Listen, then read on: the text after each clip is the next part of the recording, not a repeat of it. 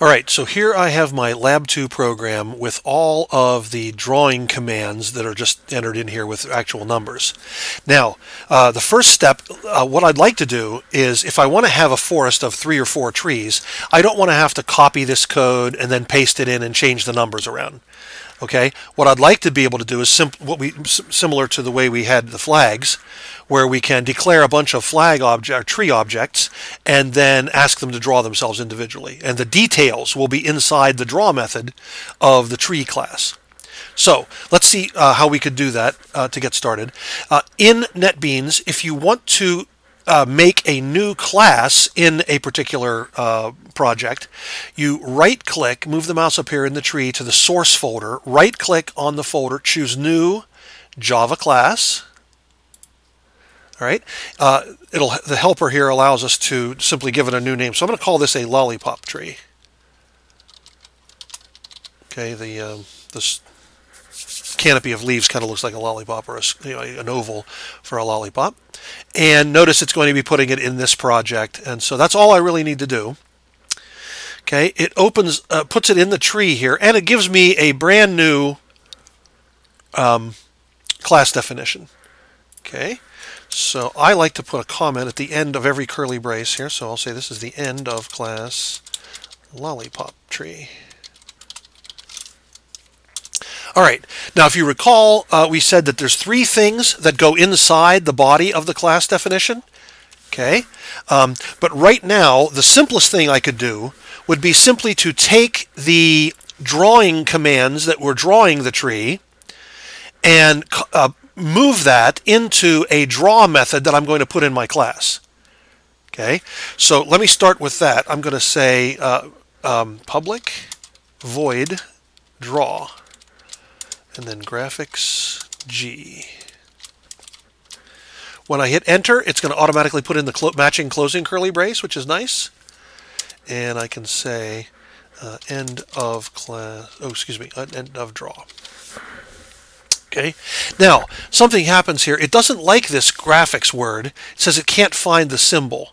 So if you are ever working with a class that you know is part of the Java distribution, but it doesn't can't find it, over here in the left margin you can see this light bulb. If you click on the light bulb, you can say add import for Java AWT graphics. Okay, that's what we want to do.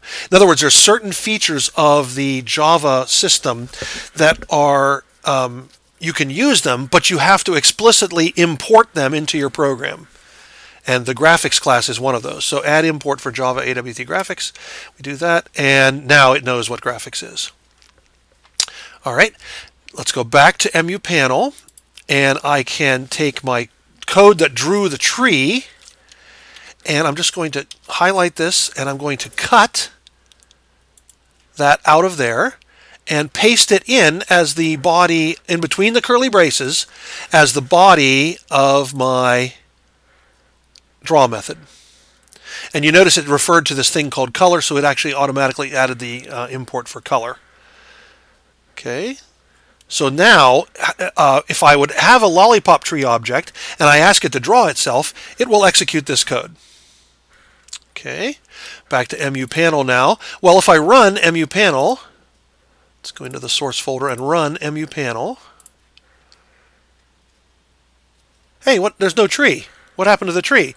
Well, in the EmuPanel code, there's no code anymore that says, the set color and fill rect and all that stuff. Okay, what we need to do is what we did in Lab 1. We need to go back up to the top of EmuPanel. Now we can declare a lollipop tree object and instantiate one, and then ask it to draw itself. So here's the declaring.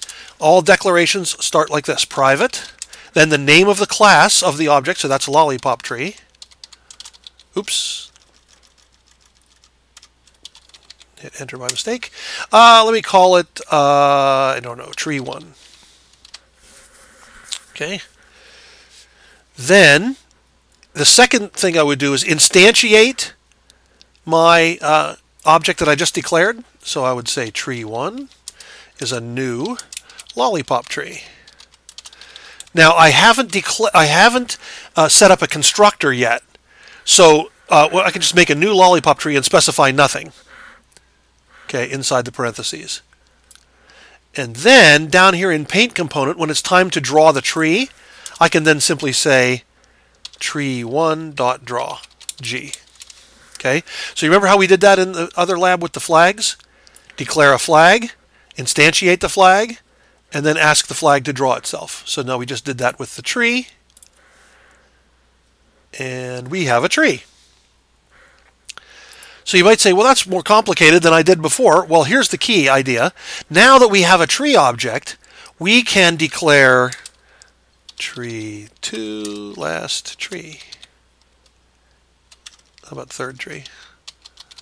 Tree fourth one. I'm calling them this because just to show you, you don't always have to call it tree 1, tree 2, tree 3, tree 4. So I could have 4 tree objects and instantiate them all. New lollipop tree, and that's going to be the same on all these other ones. So I'll copy that, and then I can say third, tree, boy, boom, and fourth one, paste. Okay, so I've instantiated all 4 trees, and now I can ask all 4 trees to draw themselves. So I'm going to copy, paste, paste, paste, and then I'll say tree 2, third tree, fourth one. Okay, and so I have 4 tree objects. So when I run this, would you expect to see 4 trees in the output?